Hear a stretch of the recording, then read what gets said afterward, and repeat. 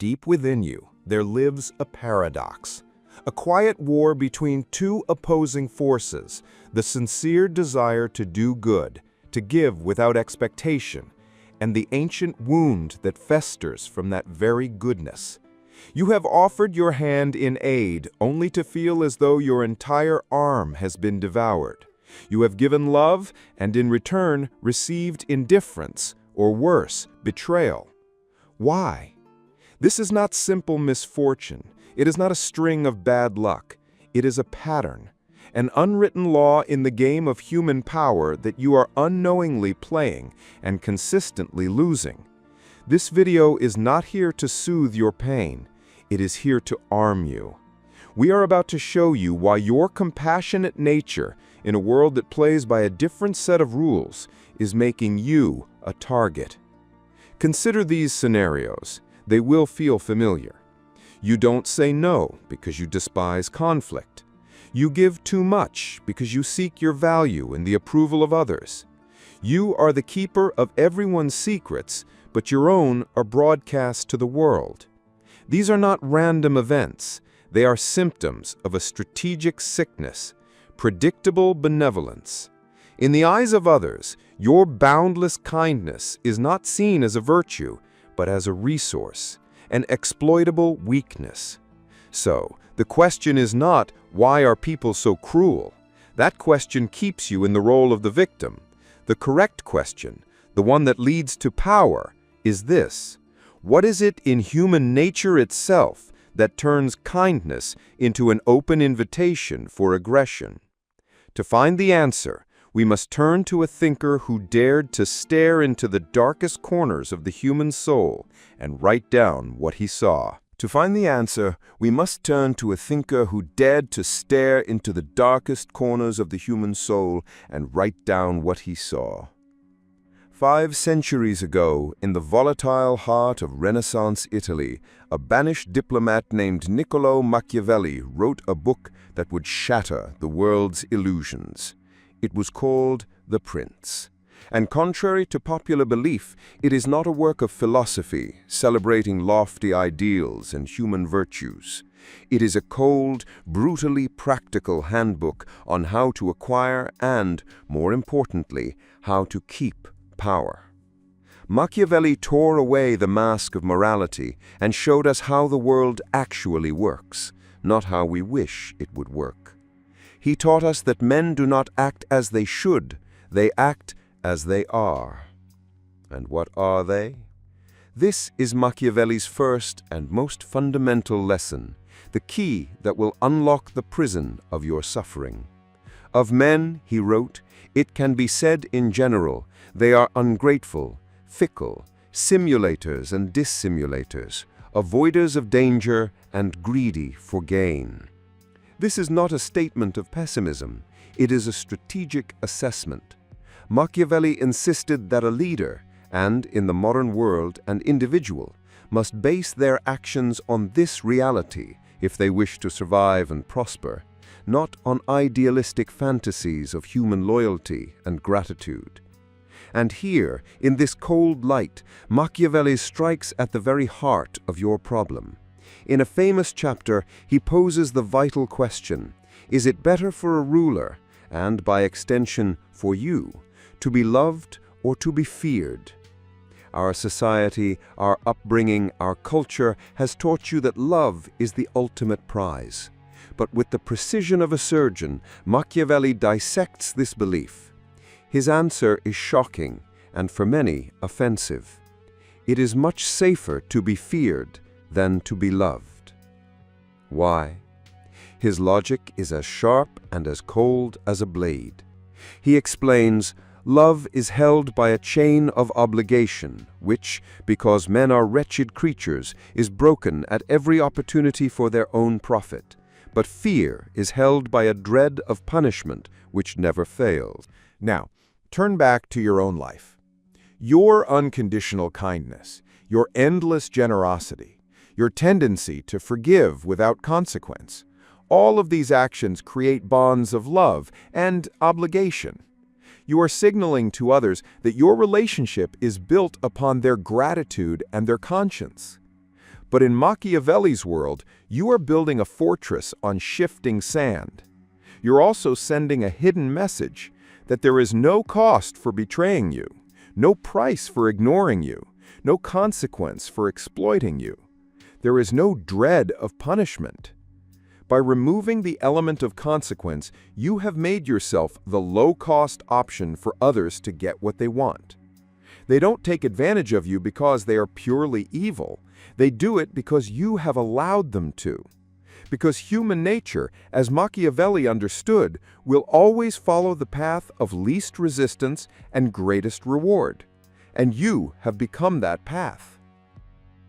This revelation was echoed and deepened by other giants of thought centuries later. The German philosopher Friedrich Nietzsche saw this phenomenon from another angle.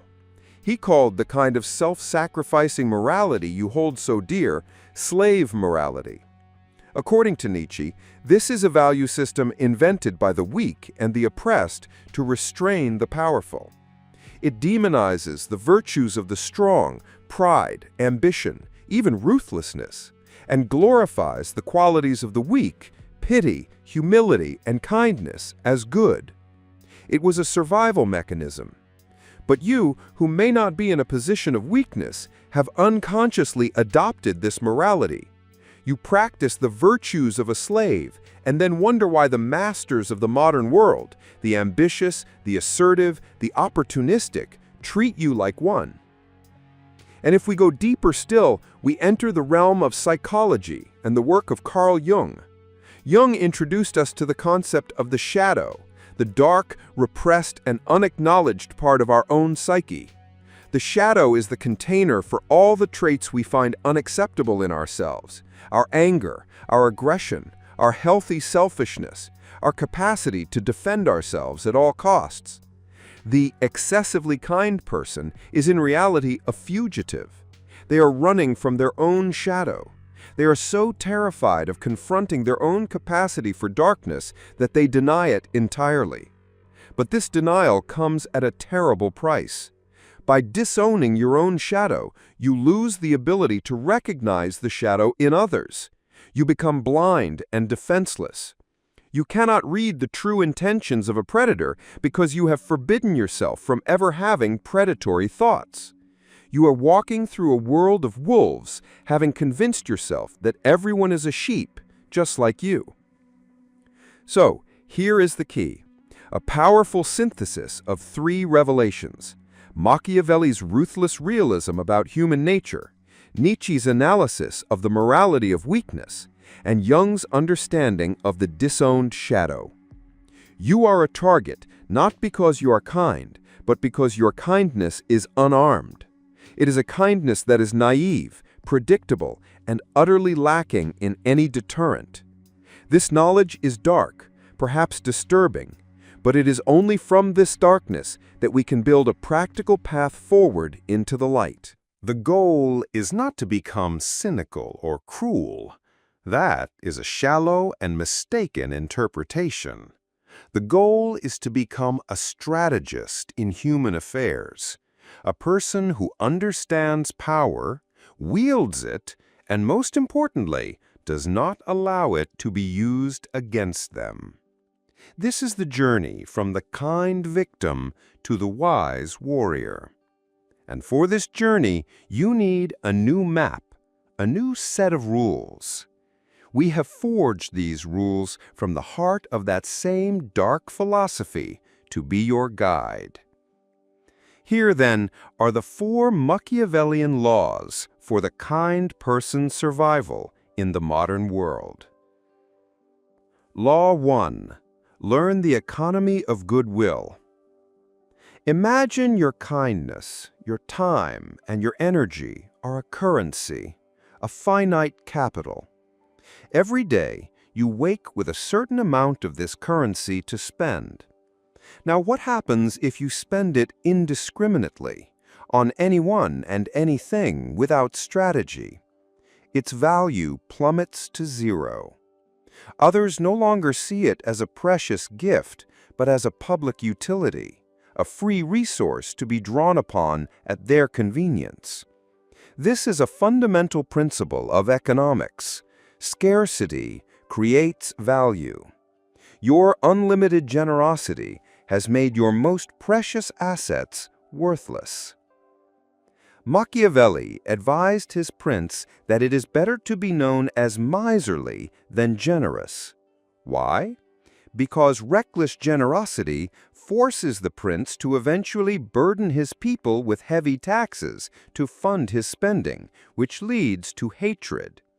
But strategic miserliness allows him to save his resources for emergencies, to wage war, or handle a crisis without having to exploit his subjects. In your life, this translates to a simple, powerful truth. A single decisive no is worth more than 1,000 resentful yeses. Think of that colleague who consistently offloads their work onto your desk. Every time you accept their tasks out of kindness or to avoid conflict, you are teaching them that your time and energy are free. You are draining your own treasury to fill theirs. The solution? A calm, firm, and non-negotiable no. I'm sorry, I'm focused on my own priorities right now and can't take on that extra responsibility.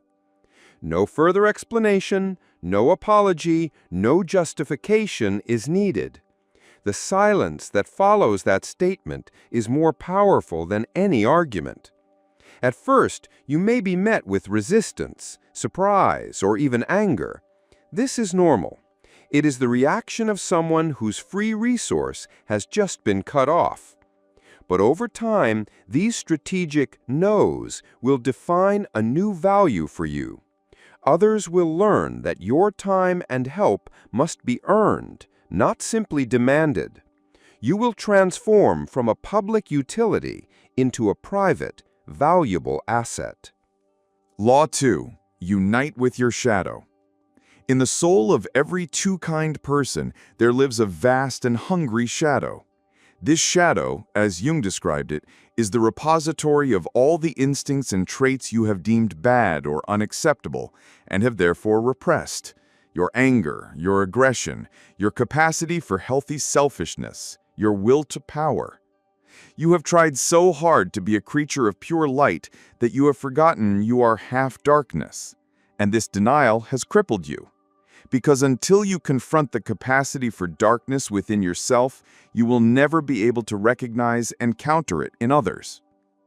To unite with your shadow does not mean to become evil. On the contrary, it means to become whole. It means accepting the truth that you too are capable of rage, that you too have the capacity for a fierce defense of your boundaries, that you too possess the ability to prioritize your own needs. The shadow is not your enemy. It is a powerful, neglected ally. How do you unite with it? By learning to speak its language.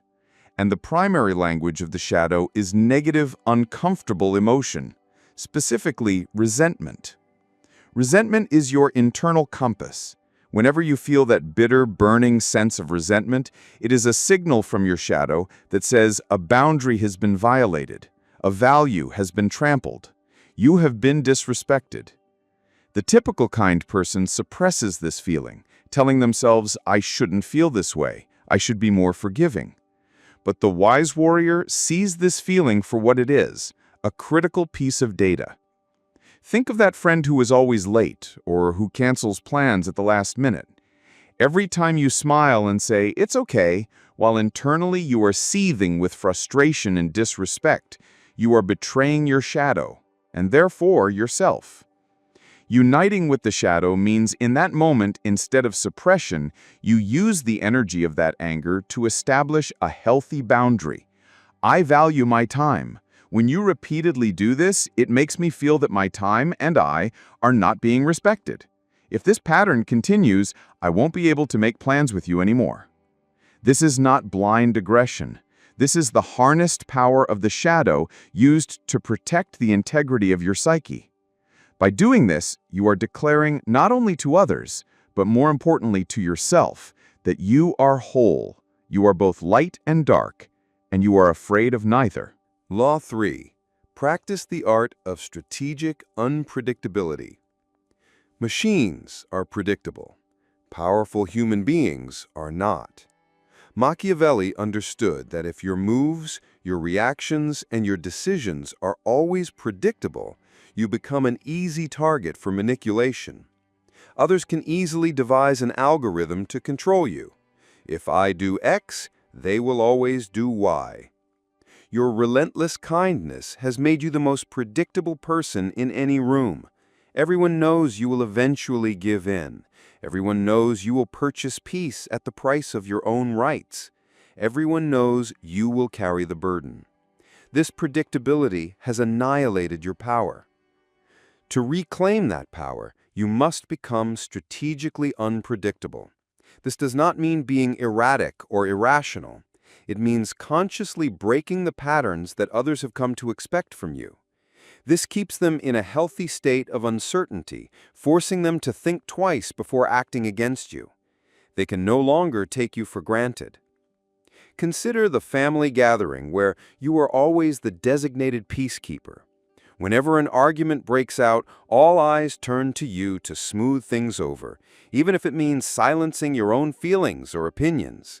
This is a predictable pattern. To break it, the next time it happens, say nothing. Sit back. Let others take responsibility for their own tension. Or go one step further. State your own, perhaps controversial opinion with calm and firm resolve. This action sends a small shock through the system. It shows others that you are not a tool for their comfort, but a sovereign individual with your own will and perspective. Or in the workplace, if you have always been the one to agree with every idea, even bad ones, to maintain harmony, prepare to challenge a plan with a well-reasoned argument. If you have always been the one to sit silently in meetings, prepare for the next one and ask an intelligent, challenging question. These small strategic shifts will completely rewrite how others perceive you. They will learn that you are a black box, a complex entity to be treated with caution and a newfound respect, not an open book they've already read from cover to cover. Law 4. Evolve from kindness to armed wisdom. This final law is the synthesis of all the others, elevating them to a higher plane. The ultimate goal, as we've said, is not to become a bitter monster. It is to achieve a transcendent state of being. Armed wisdom. This concept is a blend of Machiavellian realism, Jungian self-knowledge, and Stoic discipline. What does armed wisdom mean? It means you still choose to be kind, but your kindness no longer springs from neediness, fear, or naivety. Your kindness is now a conscious choice made from a position of power, knowledge, and complete self-possession. Your wisdom is armed because 1. You understand the economy of goodwill. You know your own value and you invest your resources intelligently. 2. You are united with your shadow. You have the full capacity for defense, for aggression, for boundary setting, and you are not afraid to use it when necessary. 3. You are unpredictable. Others know that you cannot be taken for granted. And your wisdom lies in the fact that, despite having all this weaponry, you choose when and against whom to use it. You no longer help everyone automatically. You help those who are deserving in ways that empower them. You no longer forgive everyone. You forgive those who take responsibility for their actions, and you do it for your own liberation, not to absolve them. This is the pinnacle of personal power. True power is not the absence of kindness. True power is having the full capacity for ruthlessness, yet choosing to be kind. This is the kindness of a lion, not the kindness of a lamb. The lamb is kind because it has no other option. But when the lion, which can kill with a single swipe, chooses to show mercy, that is a meaningful and powerful choice. From this day forward, your practice is to ask yourself, Is this act of kindness coming from a position of strength or a position of weakness? Is it a strategic choice or a reaction born of habit and fear? By asking these questions, you will slowly transform yourself from a vulnerable target into a respected and wise force in the world. A person with an open heart, but an unbreakable fortress. From this day forward, your practice is to ask yourself, is this act of kindness coming from a position of strength or a position of weakness? Is it a strategic choice or a reaction born of habit and fear? By asking these questions, you will slowly transform yourself from a vulnerable target into a respected and wise force in the world, a person with an open heart, but an unbreakable fortress. This journey, from naive kindness to armed wisdom, is an internal one. It is not about closing your heart to the world. It is about building stronger walls to protect it. Machiavelli and the other dark thinkers do not teach us to become monsters. They remind us that to survive in the jungle, we must understand the nature of predators, even if we choose never to hunt. You are no longer a lost lamb in this wilderness. You are becoming a lion that knows the rules of its own territory. You are learning to live in this world with open eyes, a strong heart, and a spirit that can no longer be exploited. This is self-mastery. Now I ask you to pause and look back. I have a personal and profound question for you. At what point in your life did your kindness become a weapon that was used against you? What was that key moment, that betrayal, that exploitation, that served as a wake-up call, making you realize for the first time that your goodness was being perceived as a weakness? Share your answer in the comments below. Your story is not just your own. It is a lesson for everyone else in this community who is walking this same path. By reading each other's experiences, we recognize the patterns more clearly, and we feel less alone on the journey. If this revelation and this new map have been of value to you, then this channel is your home. Subscribe and join a collective dedicated to the pursuit of truth, no matter how uncomfortable. And remember, this was only the first step. Today we have learned the why and the how of self-preservation. But to attain true power, we must go to the source. In our next videos, we will dive into even deeper waters to fully dissect the concept of the shadow, according to Carl Jung. We will learn how to not only accept that repressed part of ourselves, but how to transform it into our greatest source of power, creativity, and wholeness. The knowledge you gain today is incomplete without an understanding of the shadow. To fully arm yourself, you cannot afford to miss it.